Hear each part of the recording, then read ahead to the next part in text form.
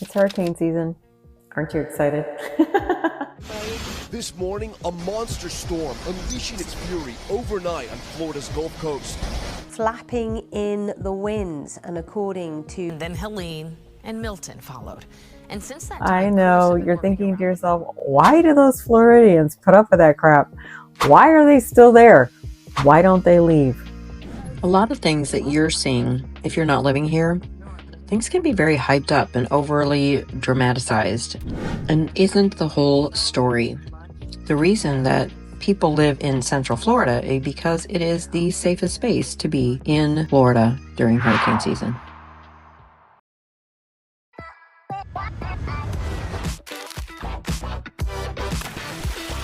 Are you ready to experience the City Beautiful?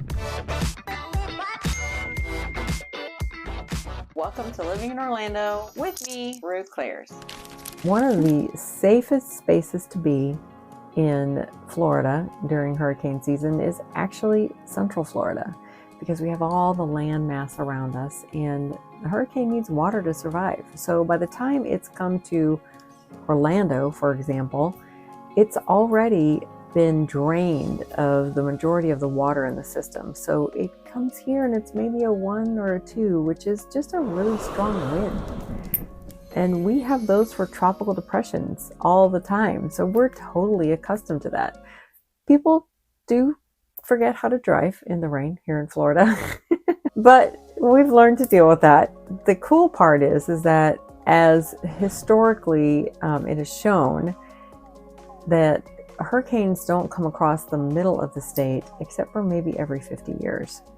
We've been trying really hard to push that envelope with Ian and Milton, but by and large, the instances where hurricanes have crossed through the Central Florida, so places like Orlando, Kissimmee, Lake Mary, Longwood, Altamont Springs, Winter Garden, Lake Nona, just to name a few, the center of the state, both from the sides and from the top to the bottom, that space has been pretty well protected. As far as how to be prepared for a hurricane, there are many ways to be prepared. The first and foremost thing is keep your head. Don't go crazy. The next thing is make sure you have enough water. And you don't have to go out and stand in a long line. Just fill your tub. Clean your tub. Then fill your tub. And you'll have plenty of water. You can also freeze bottles of water. That's great if the power goes out, because then you have ice that you could drink.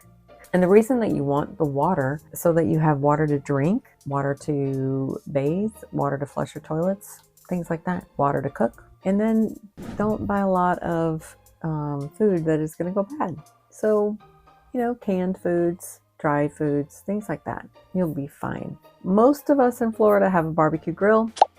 Most of us have a way to boil some water if we need to. So that part is easy. The hard part is not buying into the hype. And the hype is boarding up your house with the wrong materials, scrambling and scrounging and taking your trash to the dump. I do not recommend that. That is one of the most disgusting things I ever did.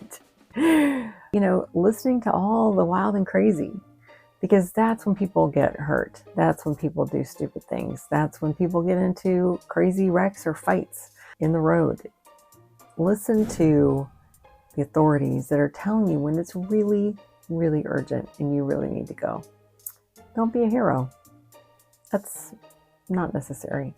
In 2004, 5 hurricanes come across the state. The first of which was Charlie. That one came right over my house in Hunters Creek. The good news is we kept power because our electric was put into the ground after Andrew came through. The other good news is the community came together in such a fashion that we had all of the debris lined up on the streets and we were ready for the waste management to come and get them. And we all pulled together and got that taken care of. The other thing that was really great is we were ready for the next one that came through. We had 5 in a row. And that may seem like a little crazy, but the reality is, because we were prepared, we didn't have to worry. This is a great example of home in the Hunters Creek area. And a lot of times when we are thinking of hurricane preparedness, we're thinking of boarding up the windows, putting shutters on. Sometimes it's much simpler than that. In this particular home, they actually put in hurricane-rated windows,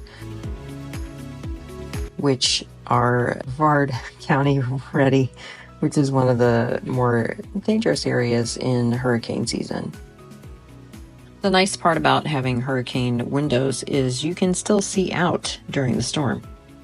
The other nice thing that is important to look for in a community is, where is their power lines? In the Hunters Creek area, one of the advantages here is because they were built after Hurricane Andrew, they purposely put all power lines underground, which makes the opportunity for the power to go out to be pretty minimal. Ideally, you want to have a room that is interior without windows for those opportunities when you do have to shelter in place. The other thing that you can do when you're getting ready for a hurricane is making sure that all of your outdoor items are stored safely away and out of harm's way. But look at that view. Isn't it worth it? Many Floridians think so. And here in Central Florida, we have kind of the best of all of it.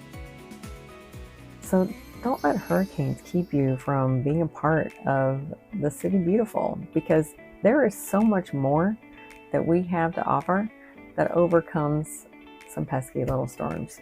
If you are curious about how you can be a part of our world, feel free to give me a call, and I will share with you the best neighborhoods to live in